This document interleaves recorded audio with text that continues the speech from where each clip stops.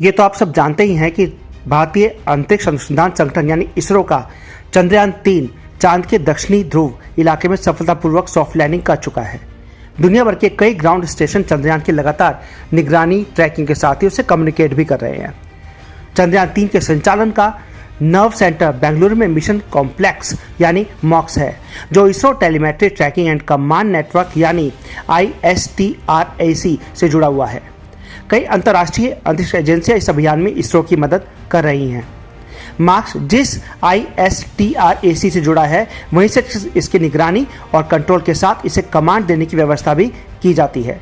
यहीं से इसके सारे सिग्नल्स भेजे जाते हैं, फोटोज और दूसरी चीज़ें भी रिकॉर्ड होती हैं। सामान्य व्यक्ति के नज़रिए से समझा जाए तो किसी सैटेलाइट को उसकी कक्षा में स्थापित कर देना ही रॉकेट प्रक्षेपण मिशन का सफल होना है। हालांकि यहीं से मिशन की निगरानी की लगातार चलने वाली प्रक्रिया शुरू होती है। इसमें अंतरिक्ष यान की हेल्थ और परफॉर्मेंस के अलग अलग पहलुओं पर नज़र रखी जाती है। किसी भी अंतरिक्ष यान को ठीक से और सुरक्षित रूप से काम करने के लिए अपनी पावर जनरेट करने में सक्षम होना चाहिए। उनके एंटीना को पृथ्वी की ओर होना चाहिए, उसके सिस्टम और सेंसर काम करते रहने चाहिए।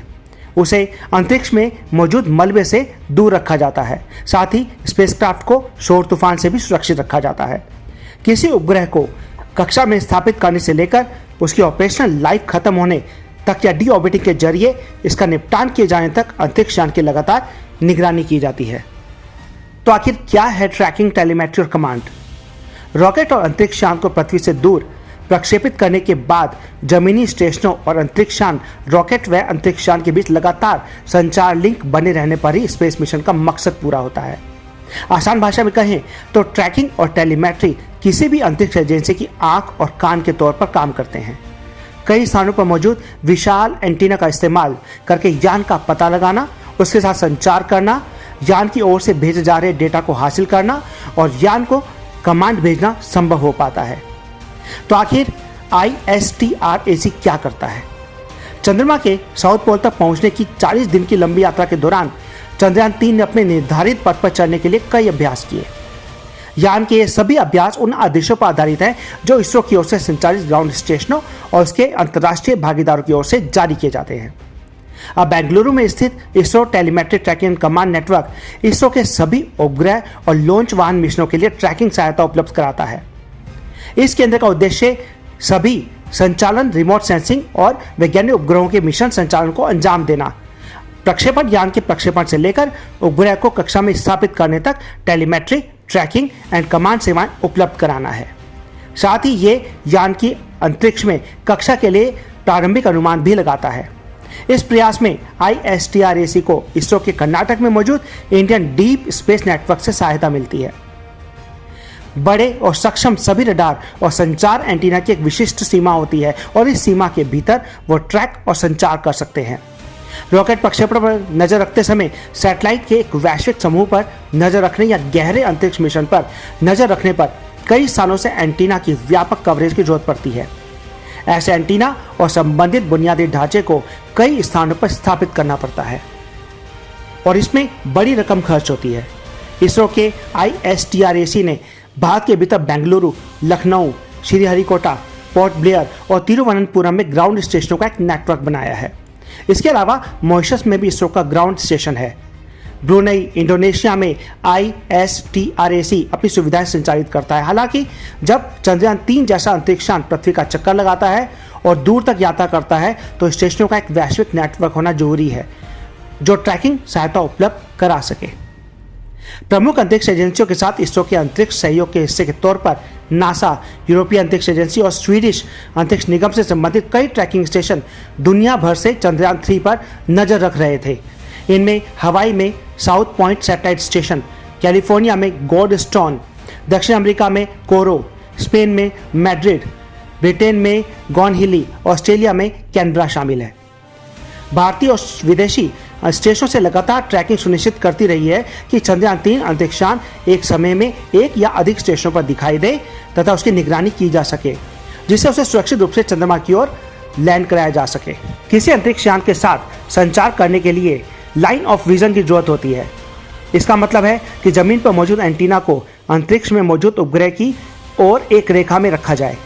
इसलिए हमारे घरों में टीवी प्रसारण करने वाला DTH एंटीना एक विशिष्ट दिशा की ओर रखा जाता है। यहाँ एंटीना प्रसारण उपग्रह से सिग्नल हासिल कर पाता है। चंद्रमा पृथ्वी से 3.84 लाख किलोमीटर दूर है। इसके अलावा चंद्रमा 24 घंटे दिखाई नहीं देता है। कभी कभी यह दिन के दौरान और कभी कभी रात में दिखाई देता है। दुनिया भर में हर दिन चंद्रोदय और ट्रांजिट टाइम अलग अलग होता है, इसीलिए उस समय केवल कुछ एंटीना ही चंद्रमा को देख सकते हैं। तो अगर अब बात करें कि चांद पर जहां पर चंद्रयान 3 लैंड हुआ है तो वहां दिन थी या रात थी, और 13-14 दिन जो बचे हैं उनमें उसका क्या होगा। चंद्रमा जहां पर भारत का चंद्रयान 3 पहुंचा था, लैंडर उतरा था, रोवर बाहर निकल चुका है, लेकिन लोगों को कंफ्यूजन ये है कि चांद पर अभी दिन था या उस टाइम रात था। वहां सूरज कब उगता है, सूरज के अस्त होने के बाद लैंडर और रोवर का क्या होगा, क्या वो एक्टिव रहेंगे या नहीं, चलिए जानते हैं। चंद्रयान 3 को 23 अगस्त 2023 की शाम 6:04 पर चांद के दक्षिणी ध्रुव के पास उतार दिया गया था।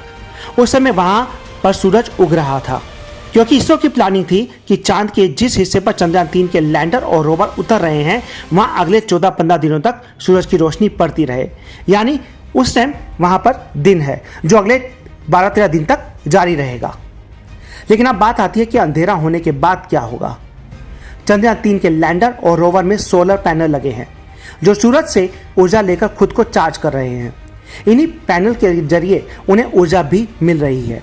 जब तक सूरज की रोशनी मिलती रहेगी उनकी बैटरी चार्ज होती रहेगी, वो काम करते रहेंगे। अंधेरा होने के बाद भी कुछ दिन या घंटे तक रोवर और लैंडर काम कर सकते हैं। यह निर्भर करता है कि उनकी बैटरी कितनी चार्ज है। लेकिन इसके बाद वो अगले 14-15 दिनों के बाद सूरज उगने का इंतजार करेंगे। हो सकता है कि वो फिर से सक्रिय हो जाए। तो आखिर बात करते हैं कि क्या है फार और नियर साइड। खुली आंखों से चंद्रमा का जो हिस्सा हमें दिखाई देता है उसे नियर साइड कहते हैं, जबकि जो हिस्सा अंधेरे में रहता है, खुली आंखों से नहीं दिखता, उसे फार साइड या डार्क साइड कहा जाता है। आपको किसी भी समय चांद का सिर्फ 59% हिस्सा ही देखने को मिलता है, बाकी 41% हिस्सा अंधेरे में ही रहता है। तो क्या चांद पर भी सूरज उगता है? चांद पर हर 14 से 15 दिन में सूरज उगता है, फिर इतने ही दिन अस्त भी रहता है, यानी वहां इतने दिनों तक रोशनी रहती है, फिर इतने ही दिनों तक अंधेरा रहता है। चंद्रमा अपनी धुरी पर घूमते हुए धरती का चक्कर लगाता रहता है, इसलिए उसका एक हिस्सा सूरज के सामने आता है तो दूसरा पीछे चला जाता है। इसलिए हर 14-15 दिन पर सूरज की आकृति भी बदलती रहती है।